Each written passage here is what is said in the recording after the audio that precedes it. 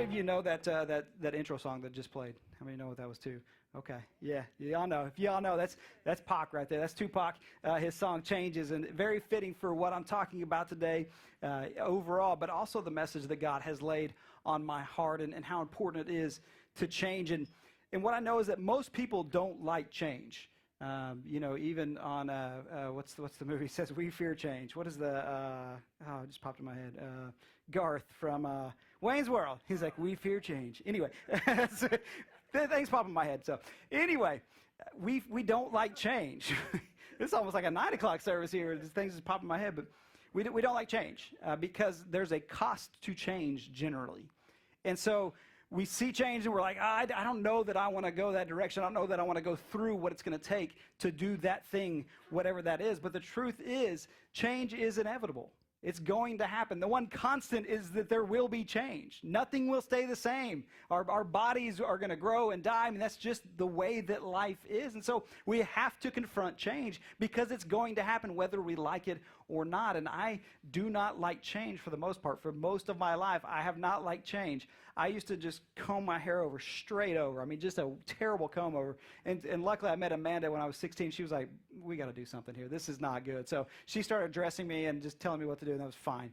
And so we get to here, and I'm trying to get a style, and we finally decided that I'm wearing a jacket. I'm the jacket guy. Mackenzie was like, let's just land there. You're the jacket guy. We can cover a lot up with the jacket. It's all good. So that's specifically what she said to me.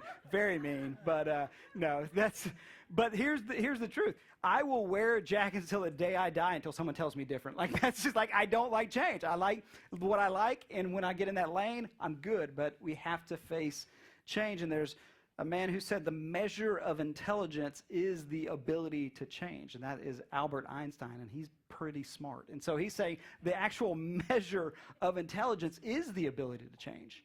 Those who face change, and they see more than just change, because the truth is, inside of change comes opportunity. Every change that takes place in your life provides opportunity. Good or bad change does not matter. There is always opportunity inside of change, every single time. It just depends on what we set our minds on. Do we set our mind on the change, the thing that it may cost me, the thing that is not going to be the same, or do we set our mind on the opportunity of what could be and what could come out of this and what God could do through this? It's just a perspective change. It's for us to decide. Change is coming. It's going to happen. What are we going to do with that? Are we going to seize an opportunity in it? Or are we going to be so focused on what we might have to give up or what might change in your life that you don't want to do that, and you miss out on the opportunity of what God could have before you? I would say, unfortunately, the church has done a really, really bad job of changing. Just the big C. We've done a bad job of changing. We just have. We get stuck in our ways, and then we think, oh, well, it's going to hurt a little bit to change this thing, and we miss out on the God-sized opportunities that he has for us inside that change. And what I love about Simple Church and the people who come here, I really feel like we're not that kind of church. That's not bad-mouthing other churches. I'm just saying this is not that kind of church. We will continue to change. We will never get stuck in the way that we were. I mean, there's songs now that I'm like, oh, I wish we did these. We need to do it this way. And I already have my own set way that things need to be. And I hope that I never become so fearful of change that I miss out on an opportunity to grow and to reach the next generation. I think the church has not done a great job of that. I think that we've been given an opportunity in this world. The world is changing. It is becoming different, and the church has an opportunity right now to go along with that change or to push against it and kind of revert back to this little holy huddle of we don't want to be out in the world and everything that's going on. And I want to be a church that pushes and says, okay, what's the opportunity inside of the change? What can we do? How can we make a kingdom impact? How can we reach people? How can we change lives through this change that the world is going through? And I want to look today shortly at a couple of people, a couple of changes inside of Scripture here, and I want to see how people dealt with change. The first one is found in Genesis chapter 12, and I shared this several months back, but it's such a good picture of what change can look like in our life. It's the story of, we know him as Abraham. His name was Abram at the time, but it says in Genesis 12, the Lord had said to Abram, leave your native country, your relatives, and your father's family, and go to the land that I will show you. So here's the change. Abram, pack up everything you know. Leave your family, leave everything you've ever known, and go to where? I don't know. Go to the place that I'll show you at some point in time. You talk about change. Pack up everything you know, leave everyone you know, and go to some place you don't even know yet. That's change. Like, that's in your face change. That's a lot. But there's an opportunity that comes with that change, and he tells them right after that in verse 2, I will make you into a great nation. I will bless you and make you famous, and you will be a blessing to others. I will bless those who bless you and curse those who treat you with contempt. All the families on earth will be blessed through you. So here, Abram now has a decision to make. The change is that I have to uproot my entire everything that I know and move to someplace I have no idea where it's at. But the opportunity is that God is going to use me as the father of nations. He's going to bless my family through this. I'm going to walk with him. He's going to bless those who bless me and curse those. That's the opportunity that I have in this. What an amazing opportunity to be the father of the nations, to be famous among everyone. It's unbelievable. And it says, so Abram departed as the Lord had instructed. Good decision. And Lot went with him. Abram was 75 years old when he left Haran. Now, that's a special detail. Now it's not just pack up everything and go. You're 75 years old, pack up everything and go. Can you imagine that? You've been doing something for 75 years? If I was Abram, I'd be like, listen, all I want to do is sit on my porch with my shotgun and keep people off my property. I don't want to pack up and go somewhere. Like, what are you talking about? It's crazy. Pack up everything you know and go, and you're 75 years old. That's crazy, the change that God was asking for. He took his wife, Sarai, his nephew Lot, and all his wealth, his livestock, and all the people he had taken into his household at Haran, and headed for the land of Canaan. When they arrived in Canaan, Abram traveled through the land as far as Shechem. There he set up camp beside the oak of Moreh. At that time, the area was inhabited by the Canaanites. Then the Lord appeared to Abram and said, I will give this land to your descendants. So we'll stop there. Obviously, Abraham's story goes on, and it's unbelievable. But here's this change moment.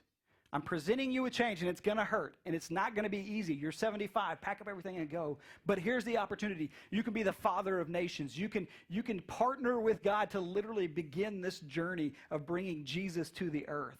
What an amazing opportunity this was. And fortunately, Abram saw the opportunity in the change, and he walked with God. And it shows already as he just walked to the first place, God says to him, hey, I'm giving this land right here that you just came to, I'm giving that to your kids. Like, they get this. Your descendants get this just for doing that. And the story goes on, and if you read through Genesis and you read about Abraham, his life was amazing, and he celebrated. And when they talk about God, they list him off as the first patriarch. It's the God of Abraham, Isaac, and Jacob. And he is this just icon, if you will, of the faith. All because he decided to step out and take charge of that opportunity he had. Not to worry about the change and the things that may not be the same, but to see what God could do through that opportunity. And I wonder today in your own life, what are some opportunities that maybe you're missing because the change seems too great? Because it seems like it's going to cost you a little bit. And the truth is that when it comes to salvation, that's the biggest change that we can make, but it's also the greatest opportunity that we'll ever have. There's a lot of change when it comes to salvation. You have to change some things that you're doing. You have to change, some things that shouldn't be happening in your life. You have to change how you treat people. I mean, all those things have changed. But the opportunity is everlasting life and walking with Jesus and having the power of the Holy Spirit in you. That's pretty good. Like, that's a pretty good trade-off. But sometimes we get so focused on the change, we don't see the God-given opportunity inside of it. So what is that thing in your life? What is that opportunity that maybe you're missing because the change seems too much? Well, there's a story that's found in all the Gospels that I think really illustrate what it looks like to focus more on the change than the opportunity. And it's called The Rich Man or the Rich Young Ruler. And I think it's such a tale for us. This is exactly what happens when we just look at the change part of it and we don't look at the opportunity. It says this in Mark chapter 10. As Jesus was starting out on his way to Jerusalem, a man came running up to him, knelt down and asked, "Good teacher, what must I do to inherit eternal life?" "Why do you call me good?" Jesus asked. "Only God is truly good. But to answer your question, you know the commandments. You must not murder. You must not commit adultery. You must not steal. You must not testify falsely. You must not cheat on anyone. Honor your father and mother." It says, "Teacher," the man replied, I've obeyed all these commandments since I was young." And I can kind of see his face maybe light up like, "I've got this. I'm winning here." And looking at the man, Jesus felt genuine love for him. So he's going to ask him to change because of his love for him. Notice that. It's important. He's not just doing it just to do it. He loves this guy dearly. "There is still one thing you haven't done," he told him. "Go and sell all your possessions and give the money to the poor, and you will have treasure in heaven. Then come follow me." So again, we see the change. And listen, it's not a small change. It is a big change in his life. Sell everything you have. We're going to find out later that he was a rich man. But sell everything that you have and give it to the needy. But what's the opportunity? Jesus himself saying, "Come follow me. Come walk with me. Come see what happens whenever whenever you get to be beside me when these miracles happen, when you see God move through me. Come walk with me and be a part. Come be my disciple. Come see the things that God has for you. How awesome would that have been to walk with him? But you got to sell all your stuff first. There's going to be a big change for you. You used to being wealthy and having stuff. You got to let that go because it's holding on to you.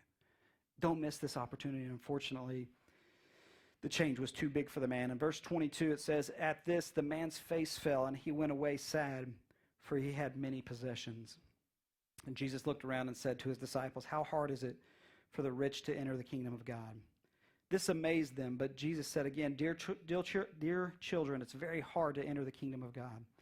In fact, it is easier for a camel to go through the eye of a needle than for a rich person to enter the kingdom of God." The disciples were astounded. "Then who in the world can be saved?" they asked. Jesus looked at them intently and said, "Humanly speaking, it is impossible, but not with God. Everything is possible with God." And so we see this story of the rich young ruler, and he goes away sad. And I've often wondered, like, what happened to this guy? Like, I wish I knew what happened to him. And for a long time, I didn't really know. But I think the Bible gives us just enough detail to help us understand what happened to him. I think it's important that it says he's a young ruler. So this happened in about AD 33 when Jesus finished up his ministry and had this conversation with him. And so he was a young guy. In AD 70, Rome destroyed Jerusalem, the temple, and took over all of the Jewish people. So 37 years later, Rome takes over Jerusalem. Now, I imagine because he was young, 37 years later, he was still living. So the truth of the matter is, if he was still living, and I believe he probably was, he lost everything. Rome would have taken everything he had. So here he had this opportunity right before him to follow Jesus, to walk with him by giving up his stuff. He didn't do it, and most likely he still lost everything and also lost on the opportunity to follow Jesus. Church, help us to never get so focused on change and what it may cost us in the moment that we miss an opportunity like that. An opportunity to walk with Jesus, an opportunity to love people well, an opportunity to bring people here that they can meet Jesus. And again, I would ask you in your own life, what are the opportunities that maybe you're missing out on that may cost you a little bit, may take a little bit of change in your life, but God could do so much in and through you if you would allow him? What people in your family aren't reached because you're not really sharing your faith and your testimony to the rest of your family? It's gonna be a little bit difficult. I mean, you're used to your family and the way that you interact with them, but what if you were the one to take the gospel to them and tell them about Jesus? What about at work?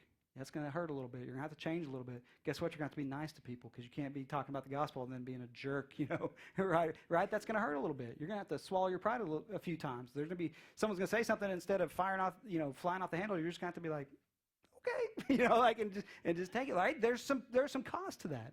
But what opportunity is being missed? What if the biggest jerk at your office starts following Jesus and changes his ways because you decided to take an opportunity? And yeah, you had to be nice to that person. And yeah, maybe they don't deserve it. But how many opportunities are wasted because it feels like too much to us? I remember, I was a youth pastor for a long time, and I always preached to students about, we care so much about what people think of us, especially in high school. And from a young age, I kind of knew who I needed to be and what I needed to be doing, and I felt God's Spirit on me, but I just wouldn't give myself over to it because I was so worried about what everyone thought of me. And so you wouldn't have known that I went to church or anything. I didn't want people to know. And I think about how many opportunities. I got an award. You nominated people in your senior year. It's super weird. We do really weird stuff for seniors, but anyway, in the moment, like, it was really cool, and I was named, like, easy to talk to. I just kind of had that personality where people just came would just share stuff with me, and I've changed. But how many opportunities did I have to share Jesus with somebody? But in high school, it was way too great of a cost to me. I would have had to change who I am. I would have had to not try to look so cool and, not try to fit in so well or whatever the case may be. And I'm just, for the rest of my life, I never want to be in that place. I always want to be available for God, and I always want to see the opportunity, not just the change. Whether it's good or bad, there's always opportunity in it. And that's what I'm praying for you and for your life. And maybe God is challenging you with something right now. There's a change that's going to happen or is happening or needs to happen. And instead of seeing what could be, what God could do through that, you're only focused on the circumstances. And so I'm praying today that God would take that away. I'm going to share the news with you, and then I want to talk about the journey of how we got here. So over the last, couple of months now, I've been saying, hey, be praying. I can't tell you anything. Aaron's going to do, you can't say anything. So I blame it on him. We agreed it wasn't the time. So we've just been saying, pray, or whatever. And so I get to officially share the news with you. And the news is that we are moving to a permanent location, a new home for us. Yes. You can bring the building up here. We're moving to a church. It's a 15,000 square foot building on 28 acres. And so the future for us is forever there. It's at 61st and Union. Actually, it's 5900 South Union. And it's just in the exact location that I wanted to be. I mean, it's just so perfect. And so I'll tell you all the details about it, but I am so excited for that. And as part of this movement, we are also joining the Wesleyan denomination. Now, I want to share with you why and all of those things and tell you kind of the story. So I'm going to sit for just a second because I get really animated if I'm standing, and so I'm just going to tell a story here. Anyway, last year in about September, October, I started taking Union to get here to the office. And I did that because I was going by the Quick Trip on 33rd to get a chocolate Long John and a Monster, because that's what I'm fueled by, sugar and a Monster. So, no lie, that's why I started coming this way. But so I started driving past the church, and I really didn't know what it was. As you can see, there's no real signage out there. There would be cars there sometimes, but I just didn't know what it was. So I started pulling in the parking lot and just praying, because we were looking at Remington School. I don't know if you know where that's at. It's at I-44 and 33rd Street, basically, because I just wanted to be that kind of hub for the west side, but not just the west side, where we could reach, Glenpool and Jinx and then Sand Springs and Sapulpa. I mean, just a hub for whoever wanted to come and find a family. And so we were looking at Remington. It's a huge school. And I think God's got plans for that in the future. But let me stay focused on it. Yeah, okay, I'll stay focused on what we're doing now. One thing at a time. Okay, gosh. Let's limit God. Anyway. I'm kidding. Yeah, let's limit it to this one story. So I just began praying, God, what could this be? And, we really didn't know what it was. And so we started researching it and found out it was a church called Life Park. And they had been through a lot of change. They'd lost a pastor and just a lot of stuff. They'd moved several times, and they'd been there for about 10 years, but had just gone through a lot of turmoil, and there was about 20 people left. And so we got a hold of one of their leadership. Her name's Carrie, and we sat down with her here and just wanted to hear the story of the church and where they were at. And they were in a really bad spot. They had a lot of debt that they couldn't handle anymore. And so she shared with us that the Wesleyan church was, the Wesleyan denomination was coming in, and they were going to buy the debt, and that was going to become a Wesleyan church. And so I said, well, let's pump the brakes on that. Let's have a conversation. But they'd moved forward pretty quickly with the Wesleyans. So a few weeks later we met, and the Wesleyans had pretty much purchased everything. And so we decided to sit down with Life Park people, with the Wesleyans, and with us, just to talk about, hey, what could be? Because I just felt drawn to that place. And so we sat here and we had a conversation. And the Wesleyan representative walked in the door. He's here today, by the way. And so he'll be available for talking. Everybody's looking around like, where's the guy who doesn't fit? Who looks Wesleyan in here? Anyway, he walked in, and I was like, I know you. And he looked at me and he was like, I know you. And so we figured out that his son, Micah, interned with us at my previous church. And as a matter of fact, his first Sunday that he came was the day that I announced that the founding pastor was leaving the church. One of the worst days in ministry for me. And, I would have understood if he'd have been like, see y'all, I'm going to go find it anywhere else. But his family encouraged him to stay to see how churches handle these things. And I'm glad that he did, and he spent several months with us and just enjoyed that time. And so Devin and his family were able, Devin's his name, and they were able to come to that church some, and so they got to hear me preach. And so we reconnected, which was fantastic, and just enjoyed our time. So we had a conversation, and at that point they had named a pastor for Life Park. And so I was kind of like, God, what's up with that? That wasn't part of the plan. And so we sat around and talked and really talked a lot to Devin about the Wesleyans and where they're heading. We shared about Simple Church and where we're heading. And it was like, man, we're on the same path. Like they want to move forward, and they want to reach people, and they want to expand the kingdom, and they want to stay focused on that and that only. And I'm like, that resonates with my heart and where we're going. So I thought maybe the Life Park thing wasn't going to work out, but the Wesleyans have a heart to plant churches in the area. So I was like, okay, well, let's sit down and let's talk about, just what could be with us. So we had another meeting with Devin and just, shared our heart for where we want to go and talked a little bit more about it. And Life Park came up again, and they had never really considered that maybe we would want to move in there. And I'm like, yeah, we do. So we started that conversation and what could that look like. And so we've spent the last several months talking about what that could look like, and even with this other church, what it could look like with them being a part of what we're doing. And every single moment, God just opened the door and green lights, and there has not been a single flag or red light through this whole process. And so I'm really excited about everything that's happening. And so, we've been meeting with the other church as well.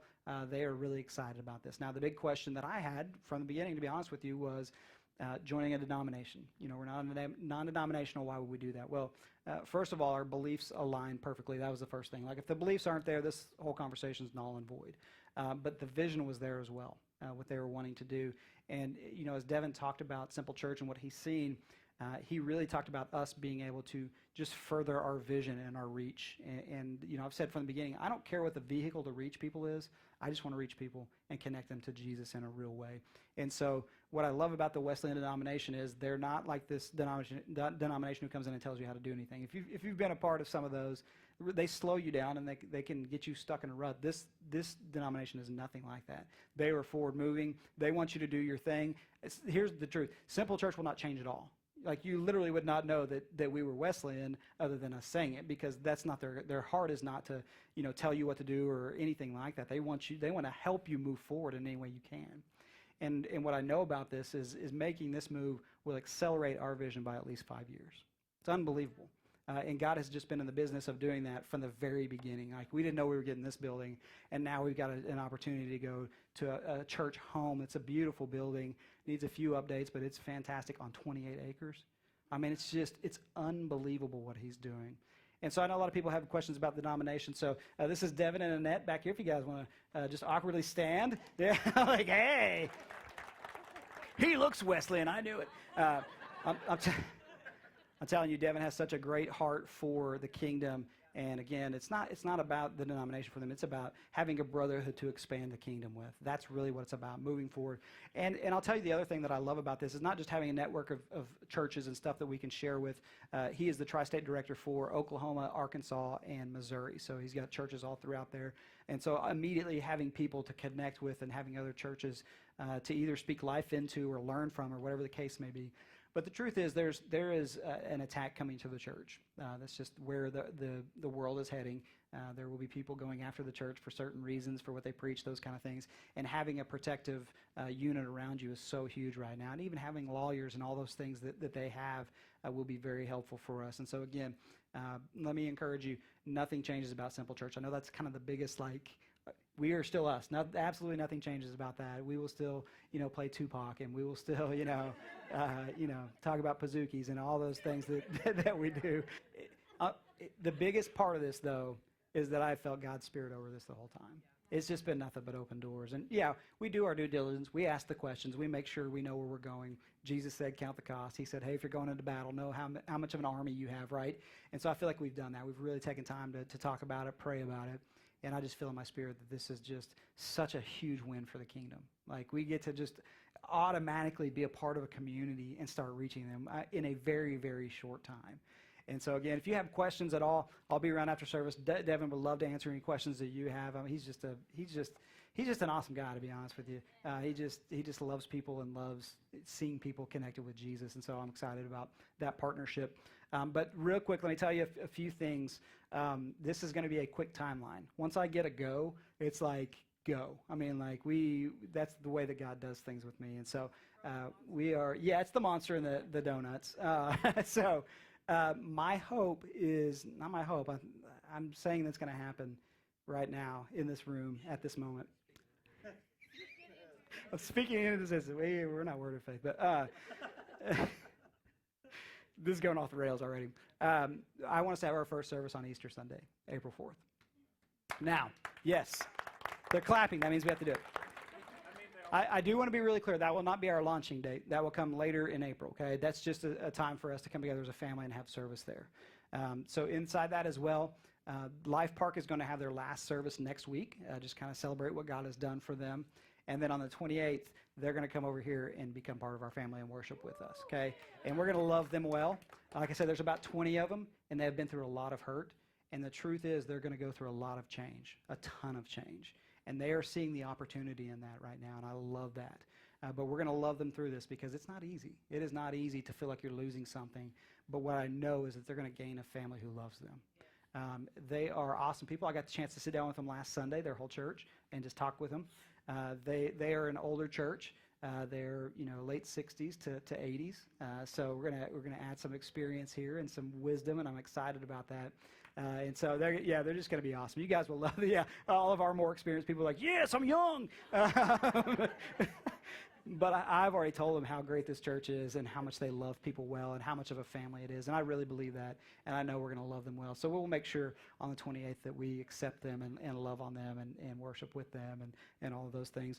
And then also, Matthew is the name of their pastor.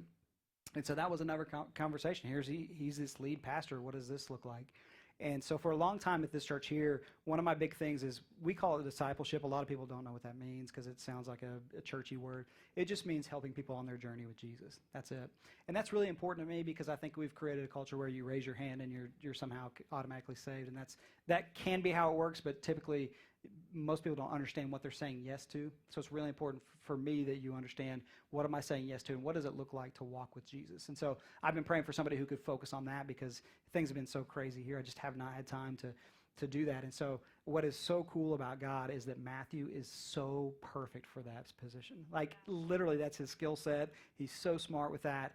He connects so well with small groups and things like that. And so he will fit in perfectly. So he's going to come on our staff.